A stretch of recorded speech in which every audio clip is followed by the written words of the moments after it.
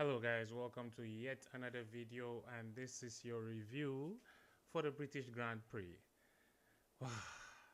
What an amazing weekend. I hope none of you missed this race, because to be honest, like, if there was one weekend that you should not have missed in Formula One, it should have been this past weekend, because where do I begin from? Where do I start? Where do I start? I don't know. But you know what? Let me start from Thursday. From the Thursday of this past week. So Thursday of the Grand Prix weekend, what we had in the news was Oli Bierman was finally confirmed for next year. Oli Bierman will be driving for Haas next year. Is it coming as a surprise? No, I think after what he did for Ferrari early in the season when he replaced Sainz, I think it was in Saudi Arabia, yeah. So he came out and replaced Sainz for the race in Jeddah, and he did very well. I think he finished P7. I think in the constructors, in the drivers championship, he's currently like P13 or something like that.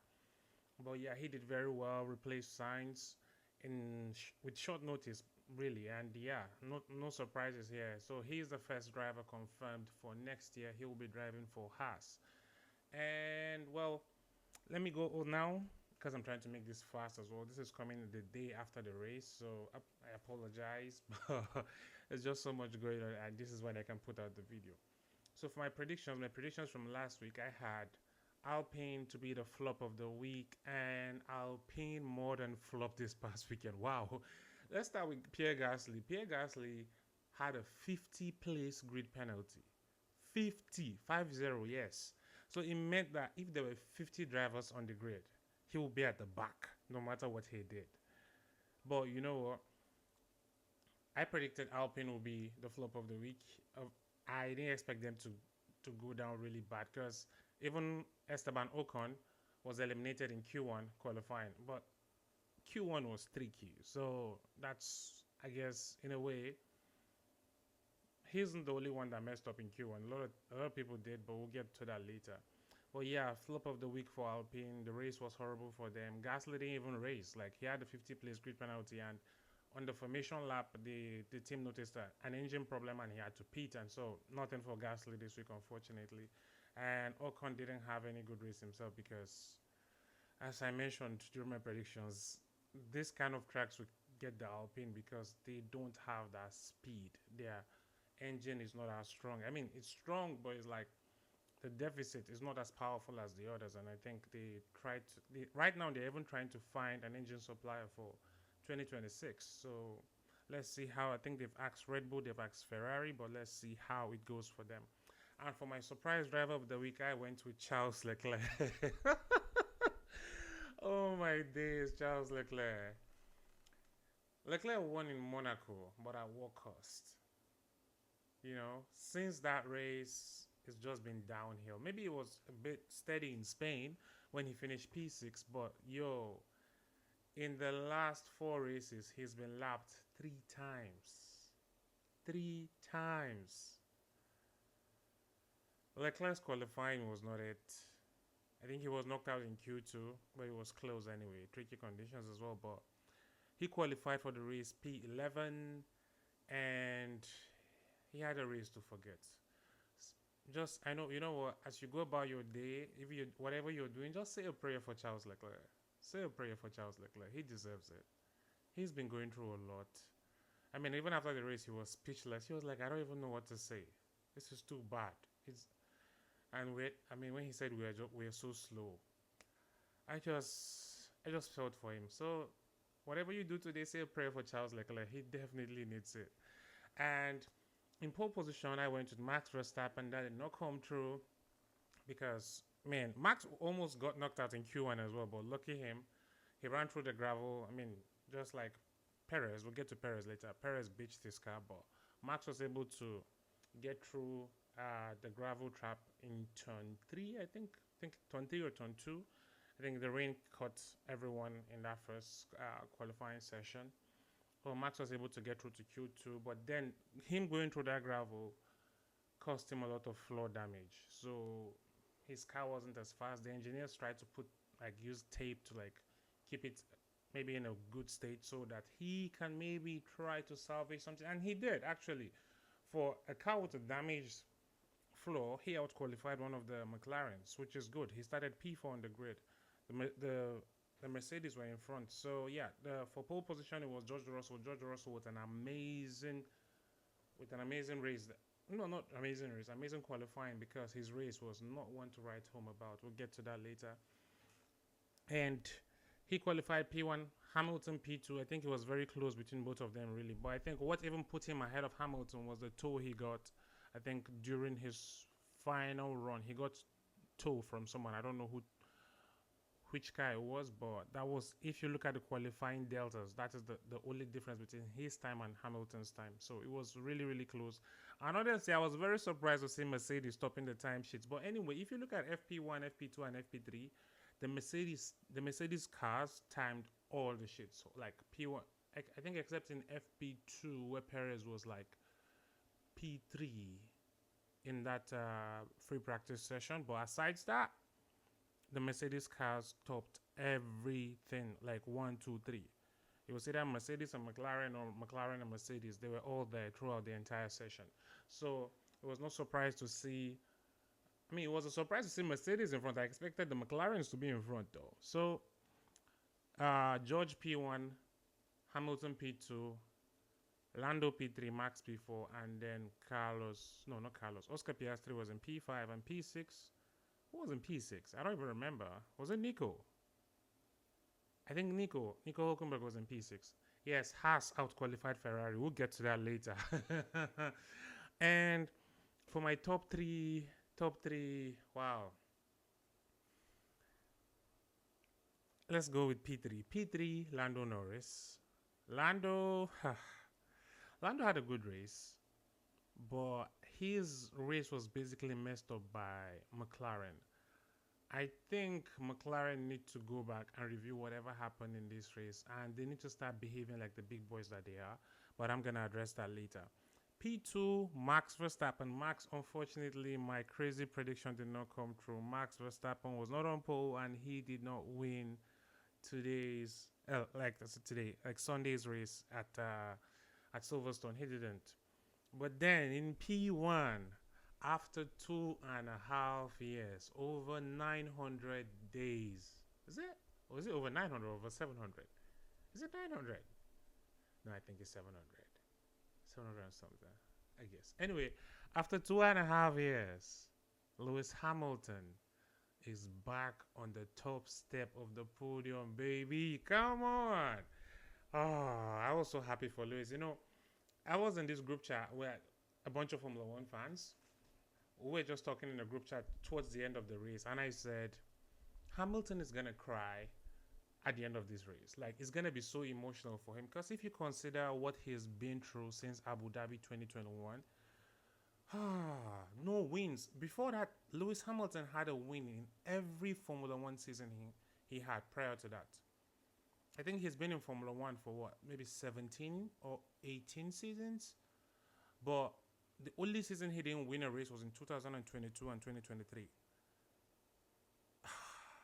He himself even said it, like after the race, that there were so many times which he doubted himself, whether he was asking himself whether he still had it in him again.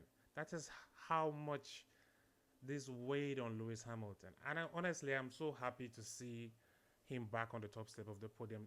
And it's like, for me, even if he never wins another race with Mercedes, I think this was the way to sign out.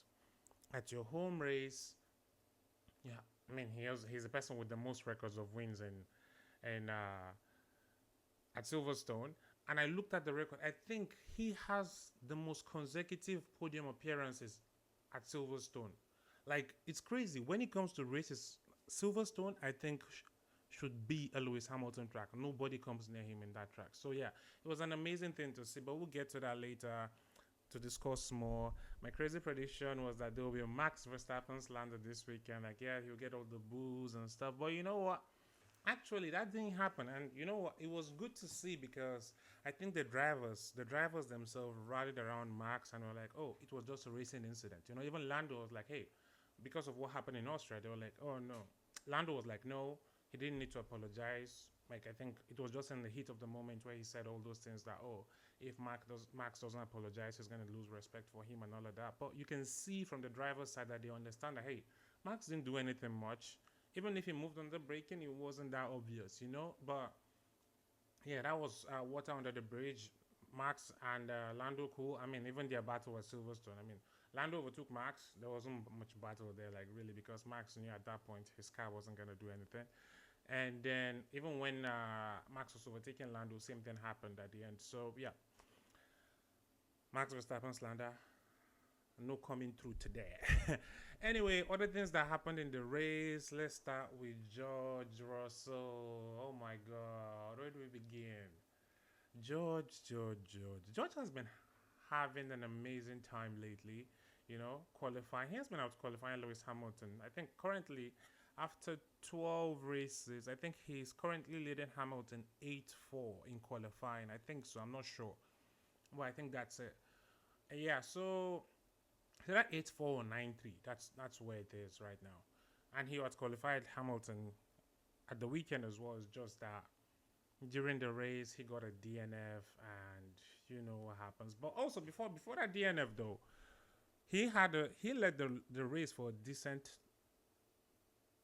amount of laps until Hamilton got him, because I think he went through his tires quickly, and after Hamilton got him, Lando got him. After Lando got him, Piastri got him. So well, it's just like those McLarens, the way they manage their tires. I don't know how they're so good on those, especially on the medium tires. They just stay so long on them.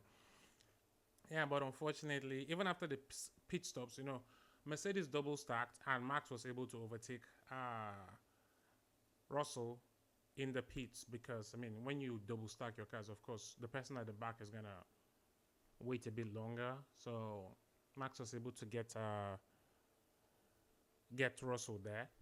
But one thing that was surprising as well was, I think even when they got back outside on the intermediums, I think Max was 4 seconds ahead of Russell at a particular point. But the way Russell clawed back that time, I think he was down to almost 1.4 seconds at a particular point.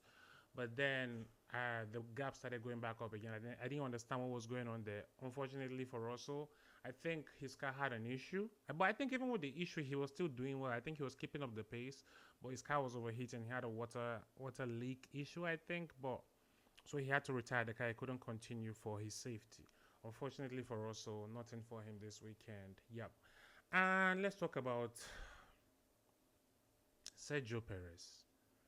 Sergio Perez, where like this guy, we've talked about him every weekend now. At this point, it's getting ridiculous. Like, just replace him. I mean, there's a lot of rumors right now about Liam doing a no. Liam is actually doing a test in the Red Bull car, like the 2024 Red Bull car. He's doing a test at Silverstone this week on Thursday. But also, the rumors about replacing Perez has become more credible now. I think there's been a lot of talks about his contracts, like there are performance clauses in there, like he cannot be more than 100 points behind Verstappen the at the summer break, and at the moment he is 119 points behind Max Verstappen. That is ridiculous. And I don't even know how Red Bull are still leading the Constructors' Championship.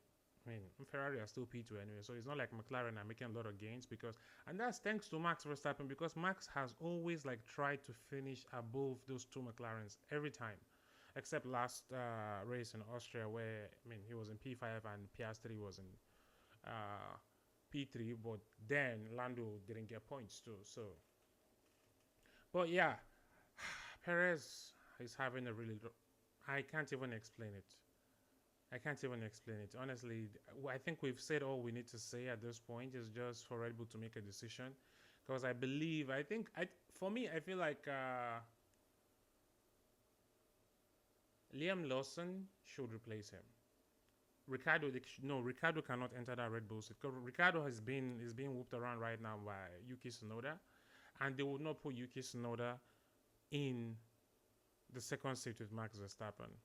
As we all know why, because I think Honda is leaving soon and all of that, and he's a Honda driver, but they want someone that will stay in the team for long term. And I think at the end of 2025, Yuki might be going to a different team. So there's that. But Perez, horrible, horrible. Charles Leclerc. Oh, okay. Another thing that happened during the race, Leclerc and Perez. I'll give this down to them. I think I'll and the strategy that was given to these two drivers was what made their race even worse. So when the rain started falling early in the race, most people remained out on their medium tires because the rain was not so heavy. But Leclerc and Perez came in to put on intermediate tires because I think the calculation that if the rain was gonna come, then they will be able to gain positions while people are still on a wet track. Unfortunately, that did not happen, and yeah, we also how that ended. I think there were Perez was 2 laps down, 2 laps. That strategy didn't work. Talking about strategy blunder, let's talk about McLaren. McLaren, listen, McLaren, they need to start behaving like the big boys that they are. They have the best car on the grid, and even the win they had, it was because Max had a floor damage in Miami. Can you imagine that? Or let's even give the win in Miami to them. But since that time, they've had the fastest car in Formula One, and the best result they've gotten is a P2. Their strategy is trash. Oh God, they just need to get a grip because if you go back into the race, you see when the first set of pit stops were happening, Mercedes called Lewis and George in. They double stacked because they knew it is better for both drivers to come in and lose like a few seconds, but at least still go out on the intermediate tires quickly. But these guys called Lando in first. Lando came in because Piastri was almost overtaking Lando at that particular point. Because at that time, McLaren were running P1 and P2. And they called Lando in and they let Piastri go round for one more lap. That time, Lando put on those intermediates. I think Lando, Hamilton, Max, and Russell, when they put on those intermediate tires, they cut, I think they almost got a full pit stop. That's almost 24 seconds to Piastri's time. Before Piastri could go round, these guys had already overtaken him. He entered when Lando entered the pit lane. Lando was first, well, Piastri was second, and before Piastri would go back, get his tires, the inters, and come out again, he was P6. That was the blunder they made. But Mercedes did a double stack, and they only lost one position because Max. That was why I said Max overtook Russell in the pit lane. McLaren need to get their act together, and at the end of the race, when they dumped the intermediates, when the intermediate tires were dumped, what happened? They still made the same. Oh Lord, how can you be leading a race and okay, let's say they came in at the wrong time. But even when they came in at the wrong time, they should have put on the right tires. Hamilton put on a softs to go till the end of the race. Lando had a new set of mediums. They didn't take that. They put on softs because, in fact, they were even giving Lando the option, do you want to cover Verstappen or do you want to cover Hamilton? Man, this guy was leading the race. He was leading the race. How would you say he's covering Verstappen? He's meant to cover Hamilton. Don't give him the option. Just put him on a good tire. But look at what, for example, look at what Verstappen. I'll get to Verstappen very soon. But Red Bull did oh my God, they executed a blinder. Their race pace was not so good, but at the end they got everything spot on. Yeah, so they put Norris on the softs to go to the end. And what happened? Max Verstappen overtook him for second position. And the Piastri that they messed up his strategy earlier when he came in. He put on the mediums and he was the fastest guy on track at a particular point. I think until one of the drivers at the back went to put on the softs to get the fastest lap at the end. I think that was Carlos Sainz. Carlos Sainz went to put on the softs to get the fastest lap at the end of the race. So that was a good one for him as well. And now let's go to Verstappen and Red Bull. Wow. Honestly, Red Bull need to get their act together as well. They need to get their act together. So when it comes to racing pace, I think their race pace this weekend showed a lot of things are wrong. They've gone back mass. Oh no. So yeah, they need to get their act together because their race pace has gone down massively. To be honest, in that race, the way they were just losing positions, because Max had a very good start to the race. Let's give it to him. The car was damaged. He qualified P4, which was good. And at the start of the race, I think turn two, turn three, he overtook Lando. Very good move, by the way. I think for me, I was even happy he did that because I thought he had the pace to catch the Mercedes up front. He didn't. They pulled away. Like, it was surprising to me. I'm like, what is going on here? Then Lando overtook him. Then Piastri overtook him. At a particular point, Sainz was catching up with him. It was bad. But you know what? Is races like what happened on Sunday is where you see a team that is one, a team that is fluid, a team that can adapt. And that is what Red Bull and Max Verstappen are. They got everything spot on. Max made the call to go on the intermediate to go on the intermediate tires, and yeah, it was the right call at that particular time. And when they were at the second stint, when they were removing the intermediates, they went on to the hard tires. No one else went to the hards except Max, and look at the advantage he gave to him at the end of the race. He was pushing like crazy, and oh no, I just the Red Bull strategy team, kudos to them because they executed a blinder right there. And for the remaining, like I think was it 10 to 12 laps of the race, Max was pushing like crazy. Guys on soft tires that were in front of him, that's Hamilton and Lando, they were on soft. Max was. I will say this: if Max had two more laps, he would have won the race. He would have gotten Hamilton, but Hamilton managed those tires well to the end to win. And yeah, that was basically what happened. Okay, now also big shout out to Nico Hulkenberg. I don't think it would be fair for me to finish this video without mentioning Nico Hulkenberg. Nico has been on a blinder lately. He finished P6 in the race in Austria ahead of Sergio Perez. You know what's crazy? Actually, he has in the last I think 2 or 3 races, Nico Hulkenberg has more points than Sergio Perez in a Red Bull car. He is driving a Haas. He has more points than Charles Leclerc in a Ferrari. Shout out to Nico Hulkenberg. I really hope when he gets to Sauber next year, I hope they have their act together. I mean, at this point, it doesn't look like they have it together. But I hope, for his sake, they give him a very good car, worthy of fighting for maybe podium positions. Because I think he's one guy in Formula One the most races without a podium. The day Hulkenberg will be on a podium, oh, it's gonna be a huge celebration. Just the way everyone was celebrating Hamilton this weekend, that's basically what we happened to Nico Hulkenberg that time. And also shout out to Albon. Albon had an amazing race. I think he had a little problem at the beginning of the race, but he got over that and he finished the race in P9. Amazing race. Yuki Tsunoda as well. Yuki started I think P13 or something like that, but he came home in 10th position. Good race for Yuki as well. 1 point, another race over Daniel. So you know what, he's making a good case for himself. I mean, he's got his seat secured for next year anyway.